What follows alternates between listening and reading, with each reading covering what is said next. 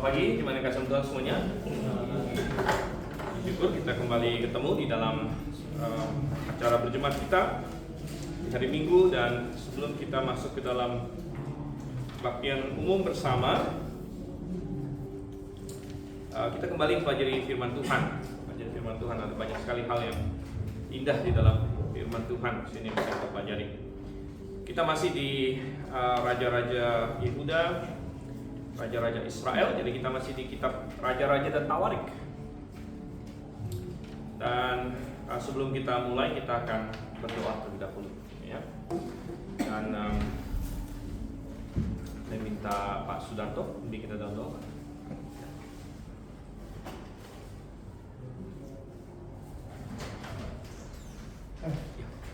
Bimbing doa. Bapa kami yang di surga, dipermuliakan namamu. Pada pagi hari ini kami ingin belajar firman-Mu, Tuhan. Tolonglah tuntun pikiran dan hati kami supaya kami dapat memahami dan menjalankannya dalam hidup kami. Semua ini kami mohon dalam nama Tuhan kami Yesus Kristus. Amin. Amin. Oke, dan sedikit kita memberikan rangkuman mengenai apa yang sudah kita pelajari sampai sejauh ini. Kita masih melacak perkembangan dua kerajaan, sama-sama dari akarnya satu, yaitu Israel, tapi akhirnya pecah menjadi dua, kerajaan utara dan kerajaan selatan. Yang utara tetap namanya akhirnya disebut Israel juga. Israel, kerajaan Israel, karena memang kebanyakan suku ada di sana. Sedangkan yang selatan disebut Yehuda, ya. Kita sudah sering bahas ini. Kita tidak perlu dari awal sekali. Ini kerajaan Yehuda melanjutkan dinasti Daud. Terakhir kita sampai kepada, ya, kalau kita lihat di sini ada Daud. Kita sudah sampai kepada anaknya yang namanya, turunannya yaitu Yosafat. Yosafat dan sedangkan di sini kerajaan Israel mengalami berbagai dinasti satu persatu, Yerobeam, kemudian Baesa, ya, dan sebagainya, dan yang paling terakhir adalah Omri sebenarnya. Omri. Nah, kemudian Omri jatuh kepada Ahab. Jadi mereka ini yang sejalan di sini, ya, Yosafat dan Ahab. Dan akhirnya mereka bahkan menjadi besan satu dengan yang lain. Dan akhirnya kita sudah membahas selanjutnya. Jadi Ahab sudah mati, Yosafat kita lihat juga akhirnya meninggal dunia, dan anak Ahab yang menjadi raja pertama adalah Ahazia. Ahazia yang pertama, tapi setelah itu dia mati dengan cepat. Mati dengan cepat, dan berikutnya yang menjadi raja bukan anak Ahazia, karena dia belum punya anak rupanya, melainkan saudaranya, yaitu Yoram. Ya, saudaranya Yoram. Nah, ini yang mau kita bahas sekarang, ya. Yoram yang di utara. Nah, minggu lalu kita juga sudah bahas anaknya Yosafat yang pertama jadi raja adalah Yoram. Nah, Yoram ini yang sebenarnya menikah dengan anak Ahab yang satu lagi, yaitu Atalia, ya. Talia. Jadi tali perhubungannya di sini, dan kita sudah melihat bagaimana ini adalah suatu pernikahan yang sangat tragis bagi sisi Yehuda, karena benar-benar merusak keluarganya Yosafat, ya. Sampai-sampai Yoram kita baca membunuh semua saudaranya. Yoram yang satu. Nah, sedikit informasi bahasa. Kalau di bahasa Indonesia kan kita ketemu namanya yo semua, ya. Nah, sering kalau kalian ketemu di dalam Alkitab bahasa Indonesia yang judulnya yo, itu kalau kita cek di bahasa Ibrani-nya itu pasti Yeho sebenarnya. Makanya kalau kita lihat di dalam bahasa Inggris, Yosafat itu Inggrisnya adalah Jehoshaphat. Jehoshaphat. Nah, Safat ini dalam bahasa Ibrani artinya menghakimi. Nah, Jeho ini apa? Ya, Jehovah sebenarnya. Ya, Jehovah. Jadi di bahasa Indonesia dia singkat menjadi Yo. Ya, Yo. Sebenarnya dalam bahasa ininya Jeho sebenarnya. Jeho ya sama. Yoram kalau kita lihat di bahasa Inggrisnya Jehoram. Ya, Jehoram. Nah, kemudian kalau di bahasa Indonesia ada Yonatan, namanya anaknya Saul, itu Jehonatan. Nah, literalnya ya. Nah, jadi ini sedikit ini, jadi ada ini Jehoram juga.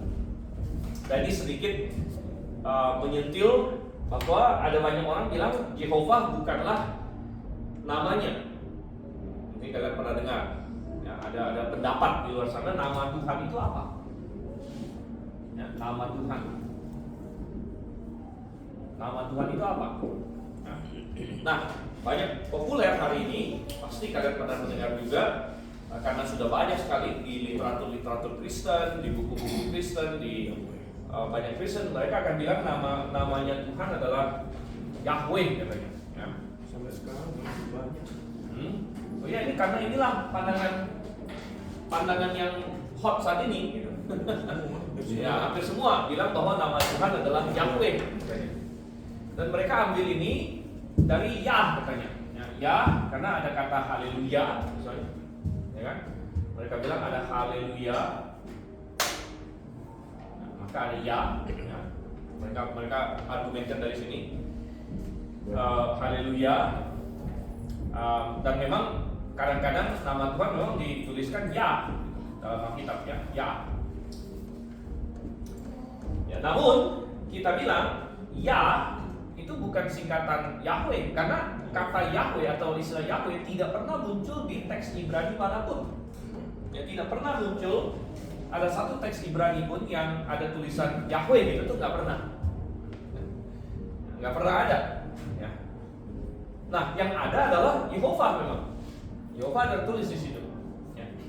Dan kita bilang kalau nama Tuhan Yahweh tidak bisa menjelaskan kenapa banyak sekali nama orang pada waktu itu dimulainya dengan kata Jeho. Dari Yehosafat, Yehoram, Yehonatan, dan banyak lagi, ada belasan nama di dalam Alkitab yang mulai dengan Jeho. Ya, jadi Yehoshua, ya, Yehoshua itu artinya Yehova menyelamatkan. Ya. Jadi ya ini nggak berhubungan langsung, tapi ini sedikit informasi dan wawasan tambahan sedikit di sini. Elohim kan? Elohim itu bukan nama. Elohim itu common noun yang artinya God sebenarnya, Allah begitu kita sebutnya. Jadi Elohim ini bukan nama ya. Elohim itu kayak kata presiden gitu. Sebutan. Jadi kayak misalnya presiden kita sekarang kan Prabowo. Nama dia Prabowo. Jabatan dia presiden gitu. Nah, sama Elohim itu kayak jabatannya. Ya, apa dia? Dia adalah Elohim. Ya, tapi namanya apa? Namanya adalah Jehovah. Adonai juga ini bukan nama. Adonai itu artinya Tuhan. Ya, jadi ada lagi Adonai. Adonai ini dari kata Adon sebenarnya. Adon itu artinya tuan saja. Adon itu tuan. Jadi bisa tuan macam-macam. Tuan manusia juga bisa disebut Adon, ya kan? Tuan itu artinya pemilik sebenarnya. Makanya ada orang tuan tanah. Ya, tuan tanah, tuan rumah, ya, tuan apa lagi? Ya, macam-macam. Tuan itu pemilik. Jadi Adonai itu ya Tuhan. Tuhan artinya yang pemilik semuanya. Begitu. Jadi ini juga bukan nama sebenarnya, bukan nama. Ini semacam sebutan juga. Sebutan kayak dia itu apa? Dia itu pemilik semuanya. Dia itu Allah. Tapi namanya Jehovah. Ya, di dalam PL dia menyatakan diri Jehovah. Nah, di dalam Perjanjian Baru ya dia menyatakan diri Yesus. Ya, karena di dalam perjanjian baru Allah menyatakan diri dalam pribadi putra. Karena kalau ditanya Allah itu seperti apa? Nih Allah sudah datang. Ya, pribadi putra datang. Jadi dan Yesus ini kan Yehova menyelamatkan. Nah, sebenarnya Yesus itu bahasa Ibrani-nya Yosua sebenarnya. Nah, jadi Yosua di bahasa Yunani kan jadi Yesus. Nah, jadi sebenarnya namanya Yosua, gitu, atau Yehosua. Ya. Ya, jadi ini nama.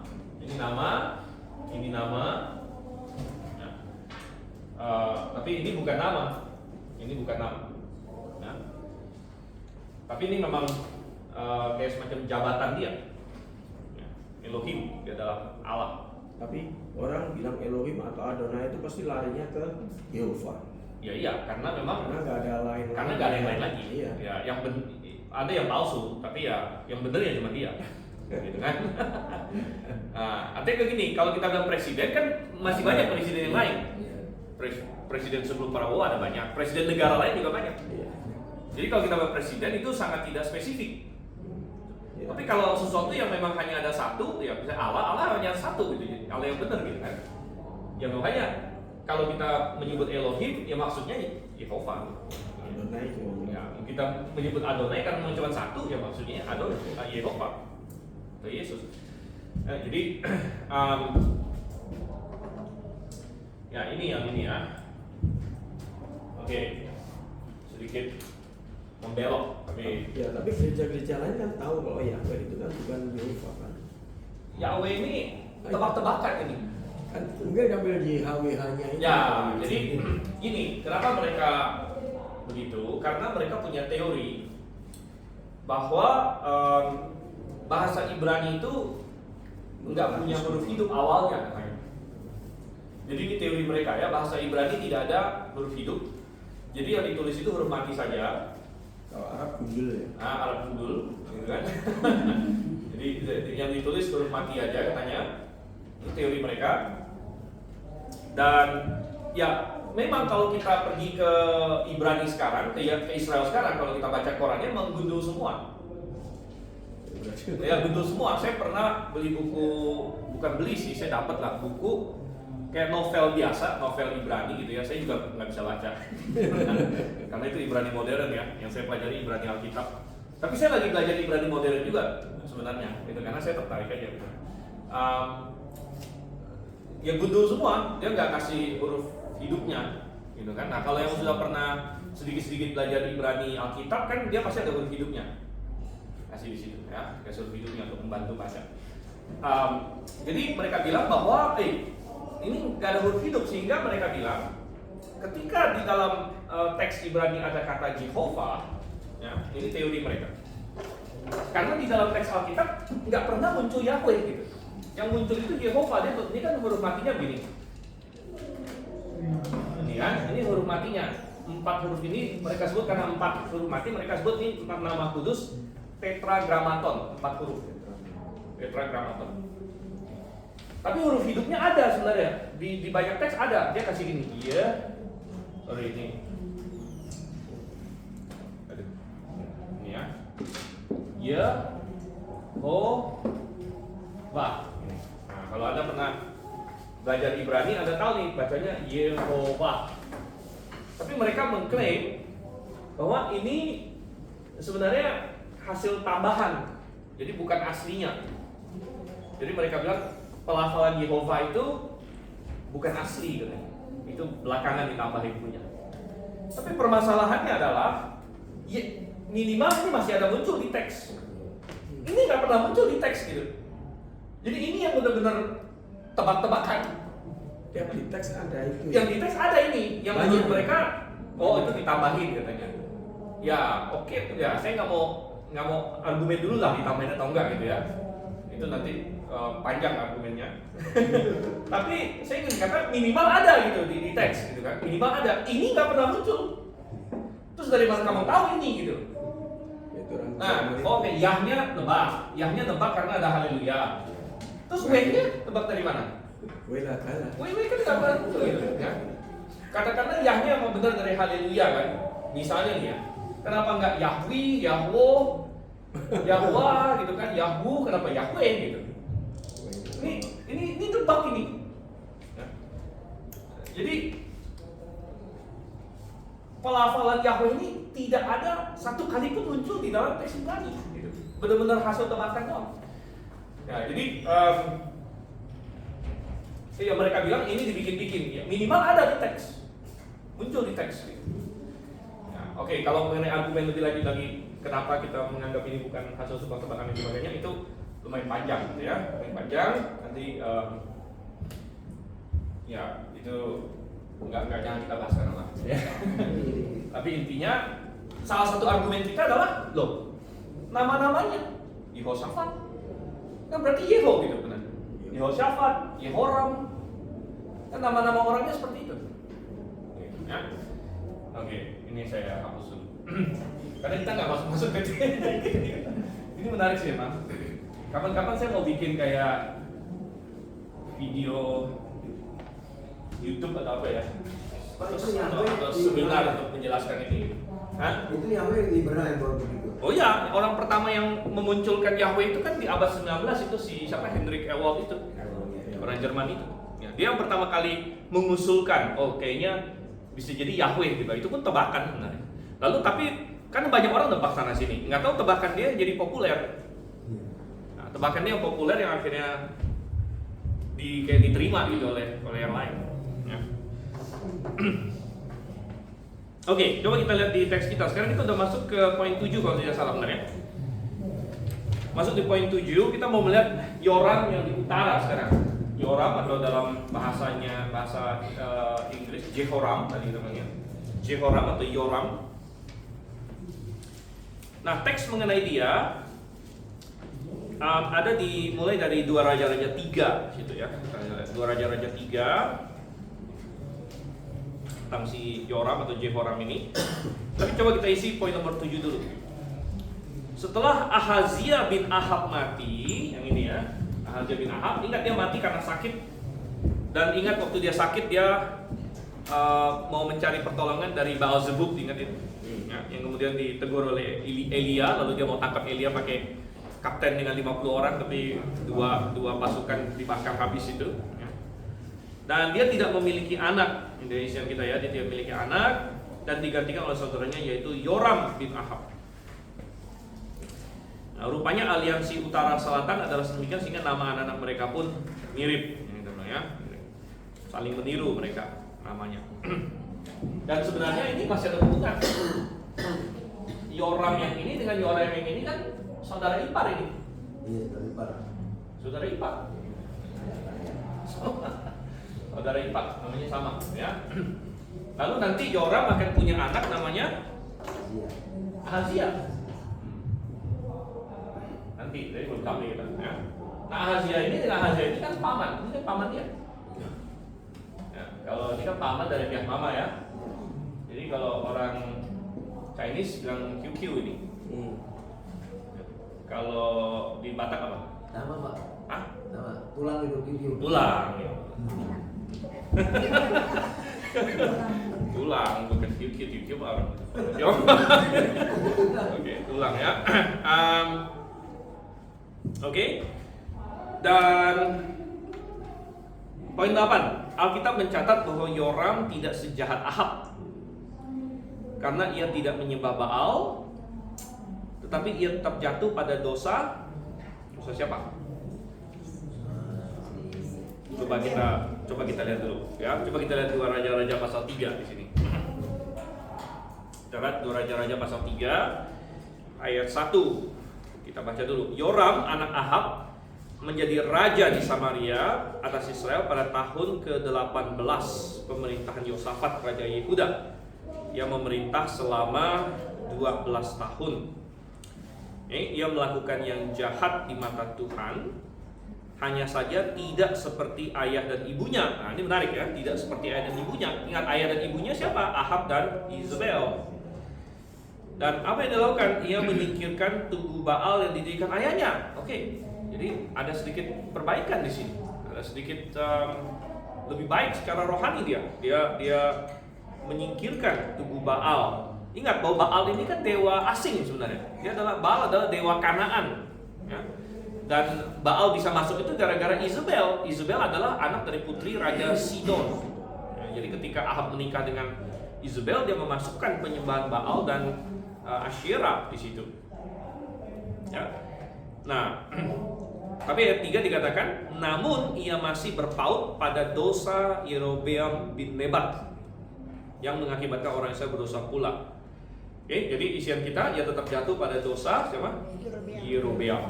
Ya, ia tetap jatuh pada dosa Yerobeam. Nah, apa dosa Yerobeam? Yaitu menyembah lembu emas. Menyembah lembu emas. Dan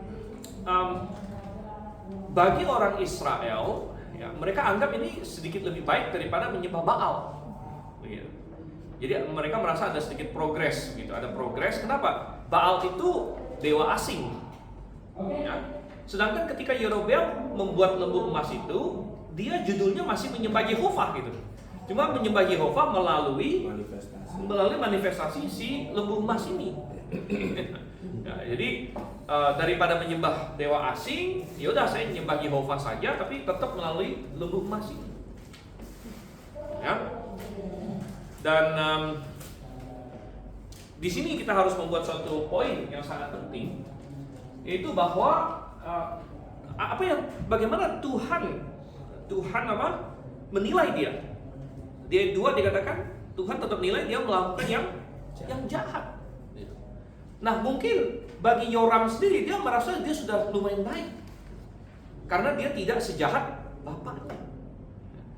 Dan kalau kita baca, memang pemerintahan Yoram sedikit lebih baik, ya, secara bukan hanya masalah penyembahan, bagaimana dia memperlakukan orang segala macam pun lumayan baik. Ingat bahwa Ahab itu sangat-sangat antagonis terhadap Nabi Tuhan waktu itu. Siapa Nabi Tuhan waktu zaman Ahab? Yang utama adalah Elia. Bagaimana hubungan Ahab dengan Elia? Ya kayak anjing dan kucing, gitu kan? Artinya mereka bermusuhan. Gitu.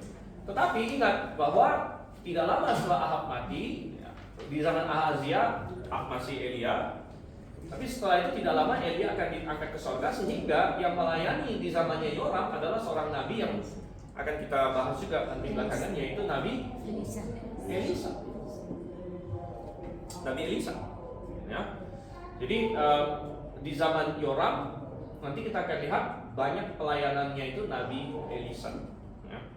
Dan kalau kita baca di Alkitab, hubungan Yoram dengan Elisa jauh lebih baik daripada hubungan Ahab dengan Elia. Dimana kalau ini bertentangan terus, tapi Yoram dengan Elisa itu Yoram sangat menghormati Elisa. Ya. Dan dia sering, Elisa juga sering tolong Yoram. Ya. Nanti kita ada satu lembar khusus kita bahas Elisa, seperti ada satu lembar khusus kita bahas Elia, kan.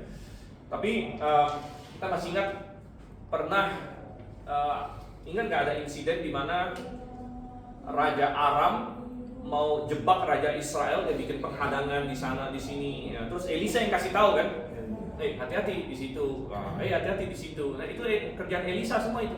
Nah, sampai-sampai Raja Aram marah, dia bilang, siapa nih mata-mata yang kasih tahu semua membocorkan rencana kita? Lalu ada satu anak buahnya nggak tahu dapat info dari mana, gitu kan? Bukan itu Nabi Elisa. Bahkan apa yang bapak ngomong di WC aja dia bisa tahu. Wah, itu akhirnya Raja Aram waktu itu kirim orang mau tangkap Elisa, ya, tapi akhirnya nggak berhasil juga. Jadi Yoram dengan Elisa punya hubungan yang baik sebenarnya. Jadi di satu sisi, poin saya adalah begini. Di satu sisi Yoram sepertinya sudah not bad gitu. Not bad. Dia melawan Baal, dia berani loh menumbangkan tugu-tugu Baal yang dibuat oleh bapaknya. Jadi Yoram mungkin bisa berpikir, oh saya sudah lumayan baik. Saya sudah melakukan semacam reformasi. Saya sudah, dan dia tidak tercatat ada terlibat kejahatan seperti Ahab. Ingat Ahab kan ada membunuh Nabot, ya, demi untuk bayangkan ya, demi tanah dia membunuh seorang yang nggak bersalah dan sebagainya. Yoram tidak pernah tercatat melakukan hal seperti itu. Ya. Jadi Yoram bisa berpikir, oh I am not bad, ya, saya tidak terlalu buruk. Tetapi permasalahan utama manusia adalah standar kita bukan orang lain. Ya, jadi ini permasalahan kebanyakan manusia. Kalau dia membanding-bandingkan dirinya dengan manusia yang lain, dia merasa apa? I'm not bad, saya orang yang lumayan baik gitu. Ya. Apalagi kita bisa saja pilih orang yang jahat untuk menjadi pembandingan kita. Oh, bandingkan dengan itu, si koruptor itu tuh, ya, atau si apa Gus apa gitu. Yang lagi hangat misalnya kan, atau apalagi segala macam saya bandingkan dengan ini si ini sebenarnya. Oh, saya tidak terlalu buruk kok.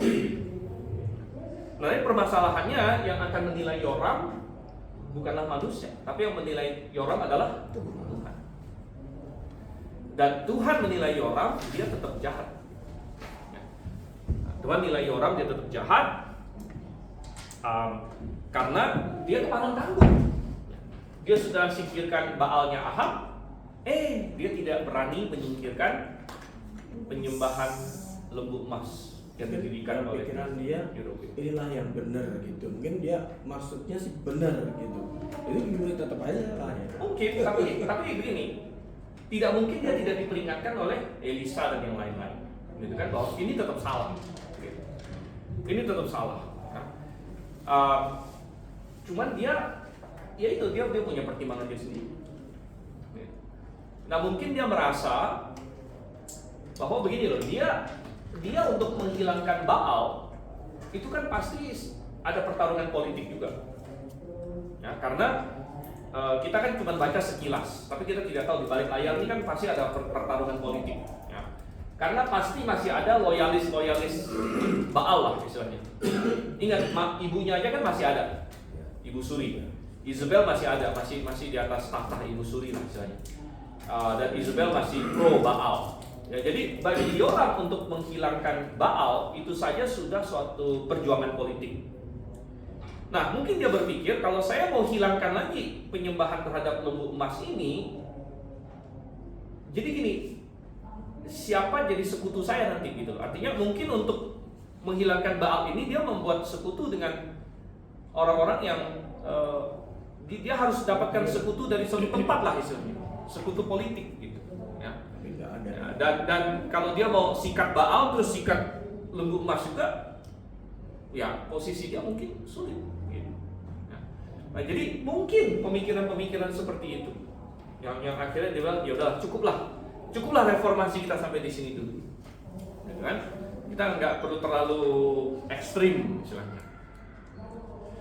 Dan ini adalah suatu peringatan bagi kita karena begini, ini adalah salah satu taktik iblis. Ya, taktik iblis di mana dia bikin sesuatu yang buruk. Ya. Dan pertama kita tolak nih, kita tolak. Tapi supaya kita menerima yang buruk ini, iblis punya taktik. Dia bikin yang lebih buruk lagi gitu. Jadi kita kayak kaget, wah tambah buruk. Lalu kita tolak lagi yang sangat buruk ini, akhirnya balik lagi ke yang ini. Lalu kita anggap sudah menang gitu. Tapi balik lagi ke yang buruk sebenarnya. Nah, tapi karena sudah ada yang sangat buruk ini, jadi yang buruk ini jadi kayak biasa jadinya. Gitu, ya. Dan ini sering terjadi ya, di masyarakat kita. Contohnya, nggak usah jauh-jauh. Isu yang hangat di zaman sekarang ini kan LGBT ya. Nggak pikir PPN. LGBT, ya? Nggak pikir PPN. Dari 10 12. Itu bukan rohani, itu ekonomi ya. Oke, misalnya isu yang hangat sekarang pertarungan LGBT dan sebagainya. Ya. Nah, LGBT ini dulu bertahun-tahun yang lalu T-nya itu belum terlalu ini, T-nya belum terlalu kelihatan di sini. Ya, T-nya itu kan trans kan? Transgender. Transgender ini yang mengklaim laki bisa jadi perempuan, perempuan bisa jadi laki-laki ya. Mau operasi segala macam bisa, boleh, gitu kan? Dulu belum. Nah, jadi dulu itu masalah LGBT, jadi homoseksual. Nah, ini pertarungannya kalau di dunia barat itu sekitar tahun 90-an, ya, 2000-an awal, 2010-an, sampai akhirnya di barat rata-rata akhirnya menang mereka. Kalau homoseksual kayak menang, mensahkan pernikahan homoseksual. Ya, di Amerika disahkan, di Eropa udah nggak usah ngomong lagi. Ya. Ini pertarungannya waktu itu di situ. Nah, orang-orang Kristen waktu itu tentu tolak ini. Wah, ini nggak benar nih. Ini nggak benar nih, homoseksual nggak benar, segala macam nggak benar ya. Tapi oke, oleh hukum udah kayak diperbolehkan segala macam. Agak mereda sedikit. Lalu sekarang iblis bikin yang lebih kacau lagi gitu. Ya, trans sekarang. Ya, iblis bikin yang lebih kacau lagi, trans. Nah, trans ini kan lebih gila lagi. Ya, laki bisa jadi perempuan. Melibatkan kedokteran ya. Laki jadi perempuan, perempuan jadi laki. Dan kadang-kadang nggak perlu apa-apa. Kalau zaman dulu kan dari dulu kita udah tahu lah ada orang yang operasi segala macam. Apa itu di Indonesia yang terkenal tuh yang zaman dulu banget itu. Ya macam-macam lah gitu kan, ada macam-macam.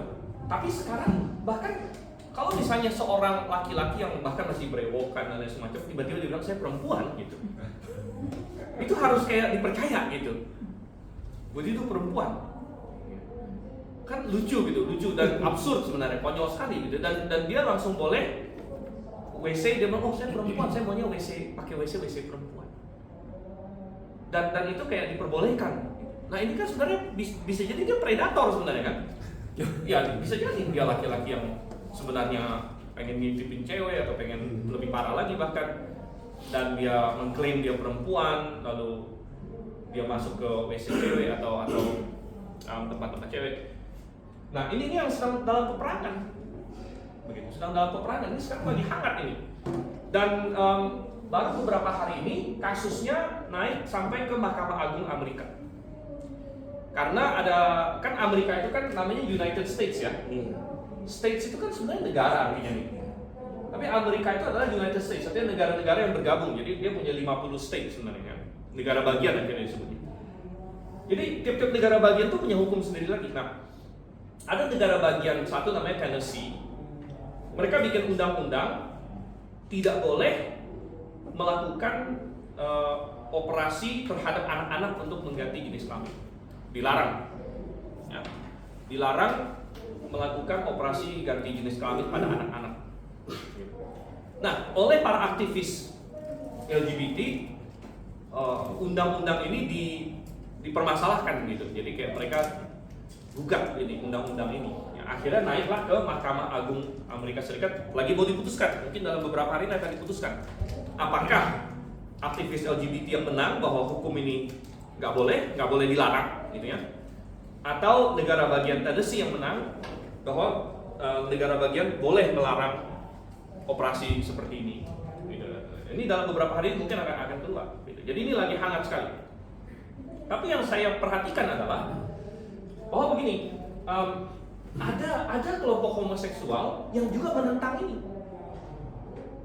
menentang trans. Dan ada sebagian orang Kristen yang jadinya kayak merasa, oh ternyata ada homoseksual yang konservatif gitu. Gitu kan? Nah, jadi kayak apa ya? Karena sudah saking gilanya diajak ke sini, diajak balik ke sini jadi kayak masih aman aja gitu.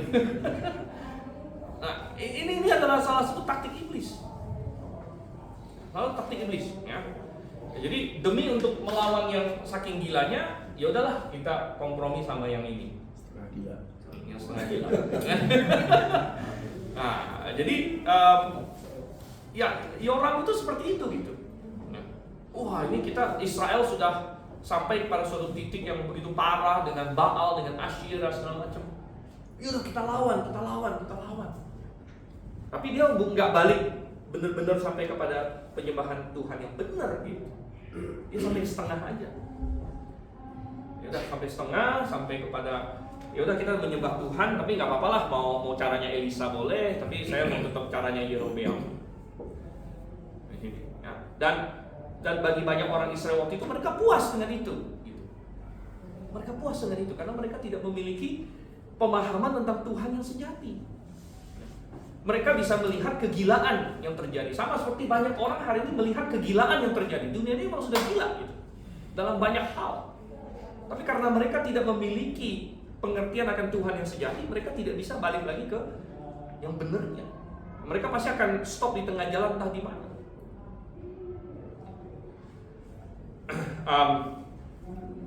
Banyak orang melihat kegilaan ya, ateisme.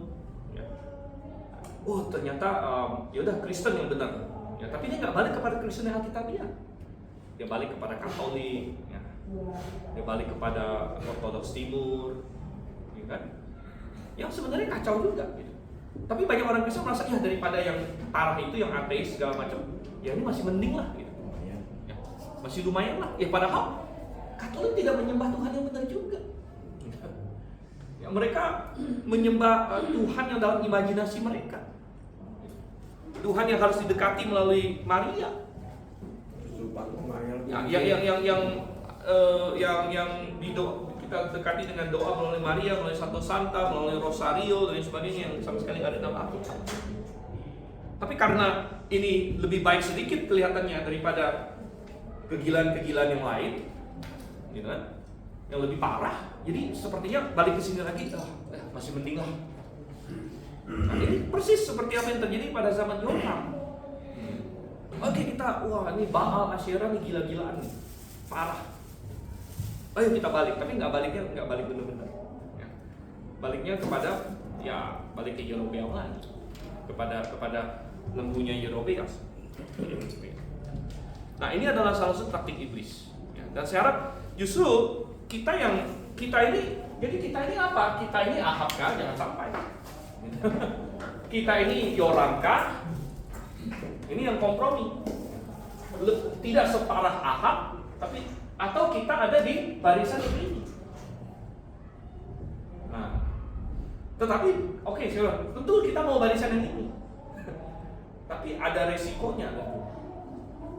Barisan yang ini adalah barisan yang biasanya tereksklusifkan. Barisan ini adalah barisan yang kadang-kadang teraniaya. Barisan ini adalah barisan yang minoritas, yang sampai Elia berteriak, Tuhan tinggal 100 orang diri.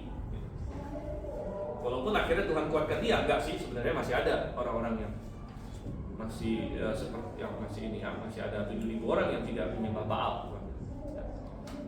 Nah, jadi kita mau di barisan mana? Barisan yang ini akan dianggap kamu terlalu ketat, kamu terlalu ekstrim, kamu tidak mau membuka pikiran kamu tidak pragmatis. Nah, ya, tapi ini adalah barisan yang dimana ini benar-benar punya hubungan yang sejati dengan Tuhan dan mengerti dan kekeh pada firman Tuhan. Pokoknya enggak, satu-satunya menyembah Tuhan yang benar itu adalah dengan caranya Tuhan. Dan caranya Tuhan berarti kalau bagi Israel zaman itu sebenarnya mereka harus ke Yerusalem. Kan inti permasalahan kenapa Yerobeam bikin lembu emas itu kan karena dia nggak mau orangnya pergi ke Yerusalem. Itu masalah politik bagi dia. Kalau orang-orang saya ke Yerusalem, wah lama-lama kerajaan saya bubar, dia bilang. Nah, tapi dia menaruh politik dan ekonomi dan lain sebagainya di atas Tuhan, dia di atas kebenaran. Dan ya akhirnya kita bilang kesalahan Yerobeam itu yang bertelur terus, tapi ke zaman Yoram masih dipelihara. Nah, tapi ini walaupun ini sudah terjadi ribuan tahun yang lalu, tetapi sangat relevan bagi kita. Gitu. Kita bisa melihat pola-polanya terulang dengan konteks yang berbeda memang, tapi polanya mirip gitu. Apa yang terjadi di dunia sekarang ini. Dan saya harap kita bisa memahami itu tentunya. Oke, dan masih di poin nomor 8, Yoram bin Ahab melanjutkan kerjasama dengan Yosafat. Ya. Jadi ingat bahwa Yoram ini dia masih kena kepada sedikit Yosafat punya pemerintahan ya. Ingat bahwa mereka bahkan pernah bikin kapal bareng, ingat ya. Bikin kapal bareng pengen cuan bersama lah gitu ya. Tapi Tuhan gagalkan. Ya, kapal-kapalnya ditenggelamkan. Kenapa? Ya, Yosafat masih dianggap raja yang baik. Tapi Yoram dengan segala kemajuan yang sudah dia buat untuk melawan Baal dan sebagainya tetap dianggap jahat oleh Tuhan. Sehingga segala kerjasama Yosafat dengan Yoram Tuhan gagalkan. Ya, Tuhan tidak mau Yosafat kerjasama dengan dengan Yoram di sini.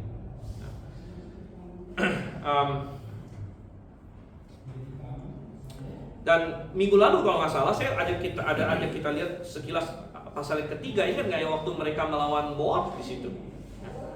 Waktu mereka melawan Moab ada 3 raja kan? Raja Israel, Yoram, Raja Yehuda Yosafat, kemudian Raja Edom. Waktu itu Edom belum berontak. Ya. Mereka mau memerangi Moab, ya. Tapi mereka hampir binasa di situ. Ya. Dan coba perhatikan pasal 3 ayat 14 di sini ya. Pasal 3 ayat 14, lalu mereka cari nabi kan, ketemulah mereka dengan Elisa ayat 13. Kata Elisa kepada Raja Israel, apakah urusanku dengan kau? Ini kepada Yoram ini ya. Ini Yoram yang sudah jadi raja. Apakah urusanku dengan kau? Pergilah kepada para nabi ayahmu dan para nabi ibumu. Ya, jawab Raja Israel kepadanya, tidak. Sebab Tuhanlah yang telah memanggil ketiga raja ini untuk diserahkan dalam tangan orang Moab. Kata Elisa, demi Tuhan semesta alam hidupnya aku layani, jika tidak karena Yosafat Raja Yehuda, aku tidak akan memandang atau mengindahkanmu. Ya, jadi di mata manusia Yoram sudah cukup baik gitu. Tapi di mata Tuhan enggak, kamu masih dalam pemberontakan. Kamu masih dalam kejahatan karena kamu